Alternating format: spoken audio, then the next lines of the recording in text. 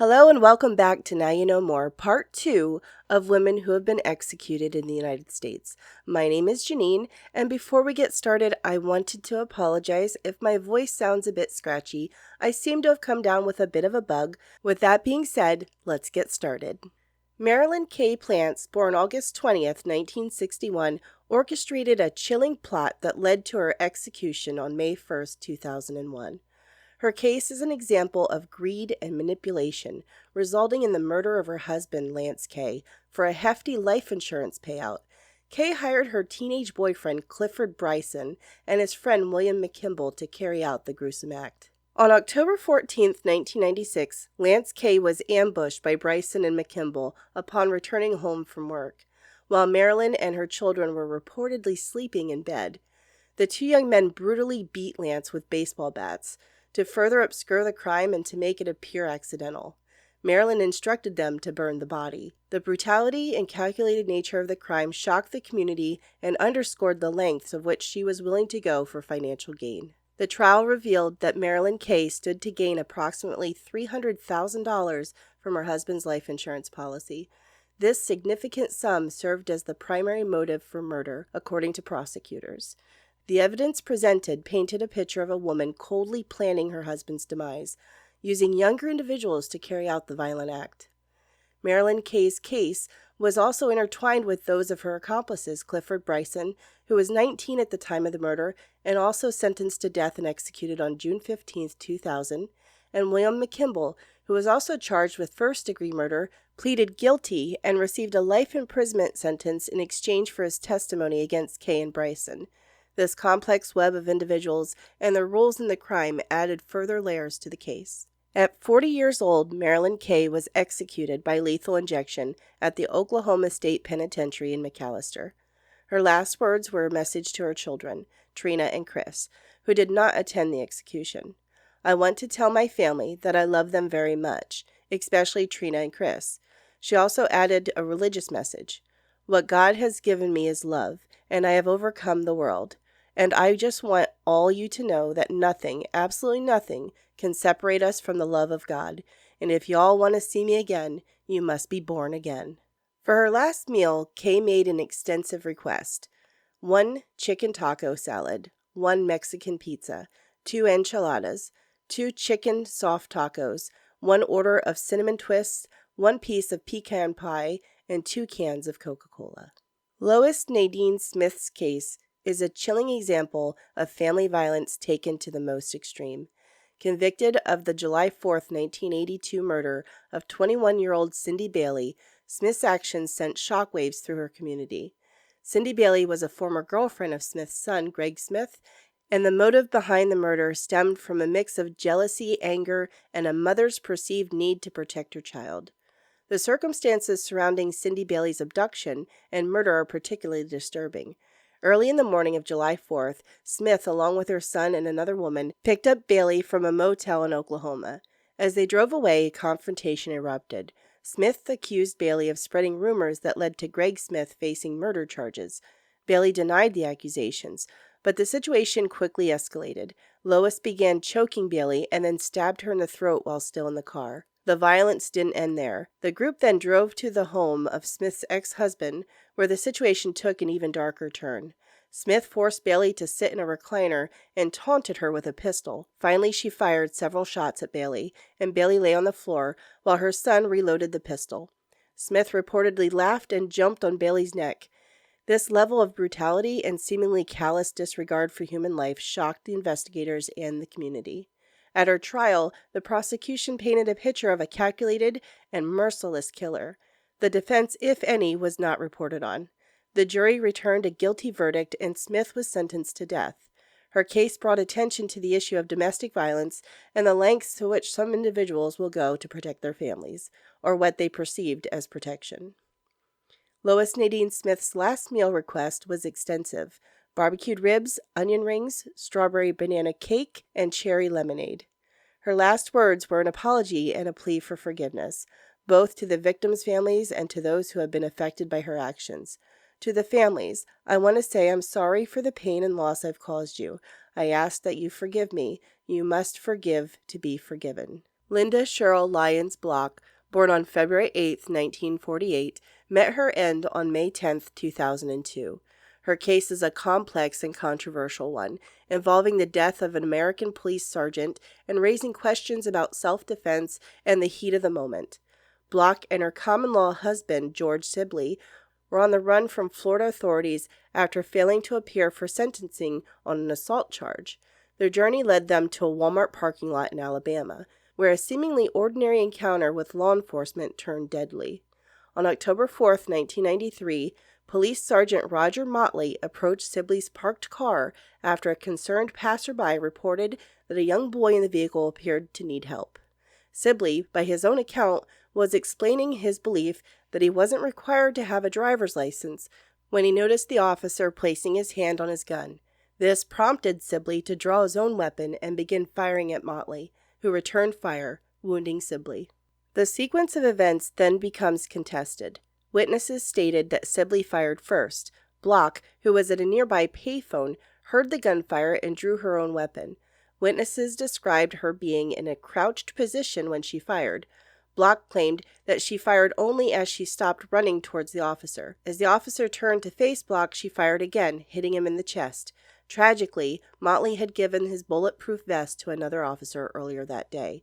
The key part of the contention was who fired the fatal shot.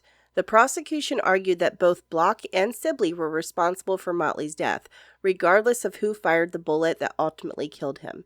The defense likely argued that Block was acting in self-defense or in the defense of her husband, claiming she only fired after seeing Motley draw his weapon. Despite the uncertainty, both Block and Sibley were convicted of capital murder and sentenced to death. Linda Cheryl Lyons Block was executed on May 10, 2002. In her final hours, she spent several hours with 3 friends and a spiritual advisor. She chose not to request a last meal, nor did she make a final statement. At 12:10 a.m., she was pronounced dead. Block's execution was notable as it marked the last time a person was executed by electrocution in the state of Alabama. If you're still with us this far, I want to thank you for sticking around, and if you're enjoying this video, please comment, like, or subscribe, as it really does support my channel and me. Thank you so very much. Aileen Wuornos, born February 29, 1956, led a troubled life that led to her execution on October 9, 2002. Her story is one of alleged abuse, survival, and a series of violent acts that led to her being labeled as a serial killer. Wuornos' case is highly controversial, with many arguing that she was a victim of severe abuse and was acting in self-defense, while others viewed her as a dangerous criminal. Between 1989 and 1990, while working as a prostitute along the highways in Florida, Wuornos shot and killed 7 of her male clients. She claimed that each of these men had either assaulted or attempted to assault her, and the homicides were acts of self-defense. She asserted that she had endured years of abuse and that her actions were a desperate attempt to protect herself from further harm. This defense was met with skepticism by prosecutors, who argued that she had ample opportunities to escape or seek help instead of resorting to lethal force. Wuornos' trial was highly publicized, and her supporters portrayed her as a victim of the system that failed to protect her, and they argued that her actions were a result of severe trauma. Opponents pointed to the number of victims and circumstances of the killings, claiming that her actions were beyond self-defense. The jury ultimately found her guilty, and she was sentenced to death. During her time on death row, Aileen maintained her claims of innocence and spoke out against the death penalty. She also gained a significant following of supporters who believed in her cause. For her last meal, Aileen declined a special request, which could have been anything under $20, and she opted for a simple cup of coffee instead. Her final words were rambling and cryptic statements that have been interpreted in various ways. Yes, I would just like to say I'm sailing with the Rock, and I'll be back like Independence Day with Jesus. June 6th, like the movie, big mothership, and all, I'll be back. Aileen's execution brought significant attention to the issues of self-defense, abuse, and the treatment of sex workers. Her case continues to be a subject of debate and discussion, with many still questioning the fairness of her conviction and sentence. Frances Newton, born April 12, 1965, was executed on September 14, 2005, after a nearly 17-year battle to prove her innocence. Her case revolves around a brutal murder of her husband, Adrian, 23, her son Alton, 7, and her daughter, Farah, just 21 months old. All 3 victims were shot with a pistol that belonged to a man Newton was seeing. From the beginning, Newton maintained her innocence, claiming that an illegal drug dealer killed her family. However, the Houston Police Department presented a different narrative, stating that Newton's husband was involved in drug dealing and owed a significant debt to his supplier. This debt, they argued, led to the fatal encounter. Newton's supporters, however, strongly believed in her innocence and felt that the investigation was mishandled. Several factors contributed to the suspicions surrounding Newton. 3 weeks before the murders, she had purchased life insurance policies for herself, her husband, and her daughter, each worth $50,000, naming herself as the sole beneficiary on her husband's and daughter's policies. Additionally, the murder weapon was found in a paper bag at a relative's home shortly after the killings, allegedly placed there by Newton. These pieces of evidence, combined with the prosecution's arguments, led to her conviction and death sentence on October 25, 1988. Newton's case garnered attention from various advocacy groups and individuals who believed that she was wrongly convicted. They pointed to inconsistencies in the evidence and argued that the police had not thoroughly investigated other possible suspects. Despite these efforts and numerous appeals, her conviction and sentence were upheld. In the end, Frances Elaine Newton maintained her innocence. She declined her last meal and made no final statement, her silence adding to the many unanswered questions surrounding her case. She was the 3rd woman executed in Texas since the reinstatement of capital punishment in 1982. Teresa Lewis, born on April 26, 1969, was a woman whose story ended in her execution on September 23, 2010. Her case stands out as she was the only woman on death row in Virginia at the time of her execution and the first woman to be executed in the state since 1912. Lewis was convicted of orchestrating the October of 2002 murders of her husband, Julian Lewis Jr., and her stepson, Charles J. Lewis, in order to collect a $250,000 life insurance policy. The details of the murders revealed a chilling level of premeditation and manipulation. Teresa Lewis conspired with 2 teenage boys, Matthew Schallenberger and Rodney Fuller, to carry out the killings. She provided them with the weapon and instructed them on how to enter the home. On the night of the murders, she left the back door unlocked and waited outside while Schallenberger and Fuller went inside and shot her husband and stepson. Prosecutors argued that Lewis's motive was purely financial, driven by the desire to collect the insurance money. The defense, however, presented a different picture, suggesting that Lewis was a victim of domestic abuse and that the teenage boys had manipulated her. These arguments did not sway the jury, and Lewis was convicted of capital murder and sentenced to death.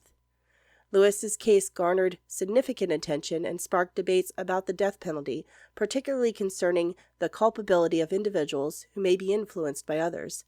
Some argued that Lewis was the mastermind, while others believed she was a vulnerable person who had been taken advantage of. Despite appeals and petitions for clemency, her conviction and sentence was upheld. In her final hours, Teresa prayed and sang hymns. For her last meal, she requested 2 fried chicken breasts, sweet peas and butter, a Dr. Pepper, and an apple pie for dessert. Her last words were directed at her stepdaughter, Kathy Lewis Clifton, who was present to witness the execution.